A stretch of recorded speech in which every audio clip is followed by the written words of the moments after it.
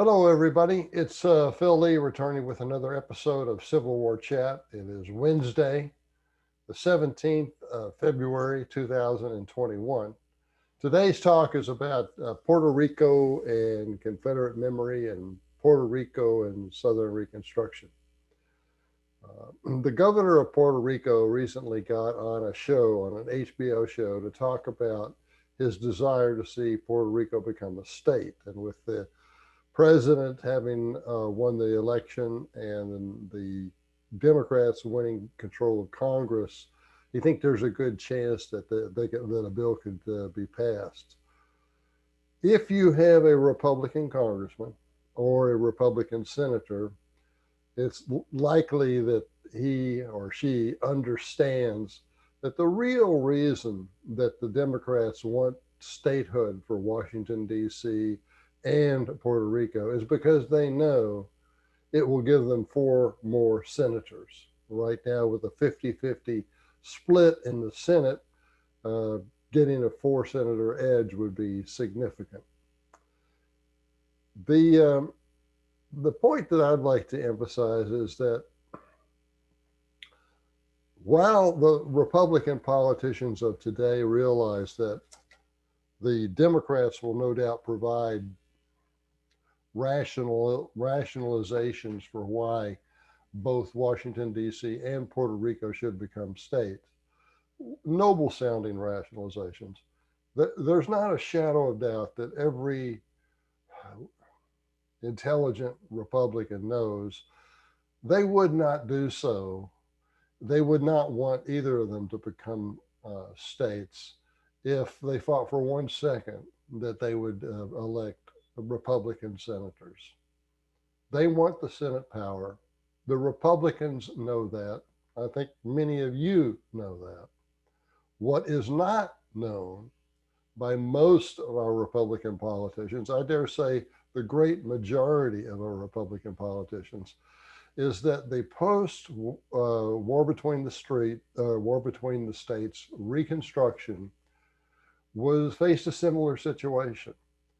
History is taught to the people that are occupying the political offices today, including those in the Republican Party, that after the Civil War, Republican black suffrage in the South, Republicans sponsored and advocated black suffrage in the South out of a moral impulse.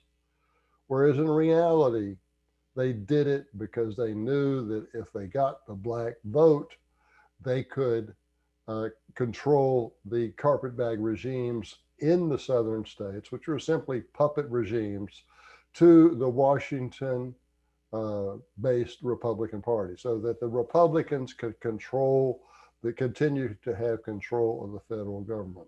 That was the reason that the Republican Party wanted blacks to vote in the South. And it's undeniable. But that's not what our Republican senators and congressmen and politicians have been taught. Therefore, I would urge you, I think it's important, contact your congressman, contact your senator, if he or she is a Republican, and just explain that what happened after the Civil War in terms of getting the black vote in the South was motivated by the same kind of desires that are obvious to them now for the Democrats wanting to have statehood for Washington, D.C. and statehood for Puerto Rico. The reason this is important to us is because our Confederate monuments are being destroyed and Confederate memory is being demonized.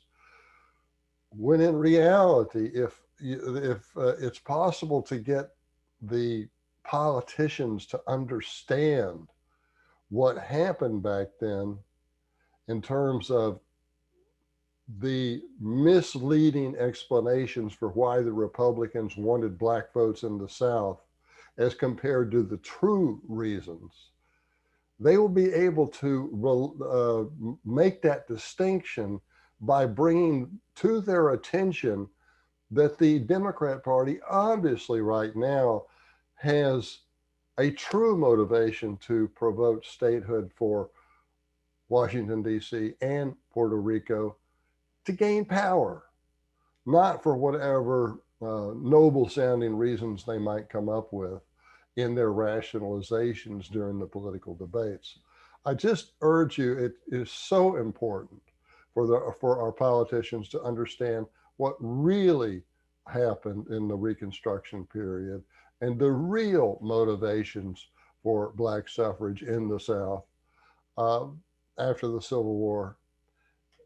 They don't know, as presumably some of you do, that Blacks were denied the votes in most of the northern states.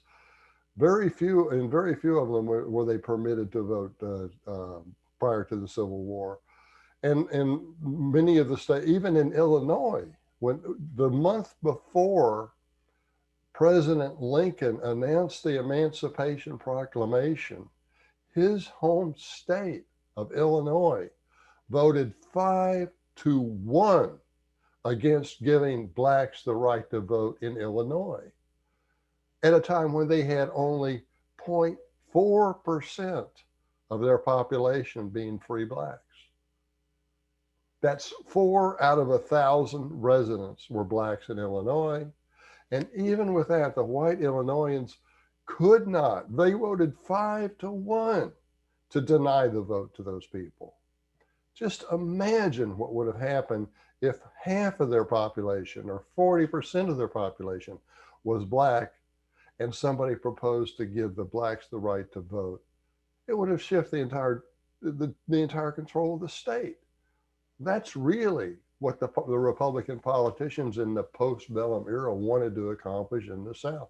We must make our Republican politicians of today understand that. Otherwise, they're going to continue to throw us under the bus. Okay, I've had my say. Now, one of the things I want to encourage you to do is to consider buying this book, The Confederacy at Flood Tide. I wrote it. It covers the period from June 1862 to December of 1862, when the South came closest to winning its independence, or the Confederacy came closest to winning its independence. One of the surprising things you'll learn in here, or at least surprising to many people, perhaps not all of you, is that Lincoln's Emancipation Proclamation, which did occur during this period, was risky from the point of view of promoting a slave insurrection. Lincoln himself admitted about a week prior to announcing the Emancipation Proclamation in September of 1862 that he was aware of any proclamation he might make to free the slaves in the South could promote what he called massacre and insurrection at the South, which meant that if that happened, then the Confederate soldiers on the battlefront would have to come home and try to stop it, thereby ending the war between the states.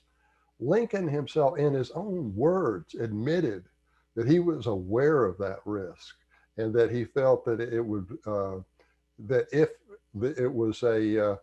it was necessary to win the war, he was willing to run that risk. You're not going to hear that you're not going to read that from the Civil War history books that the academics are turning out.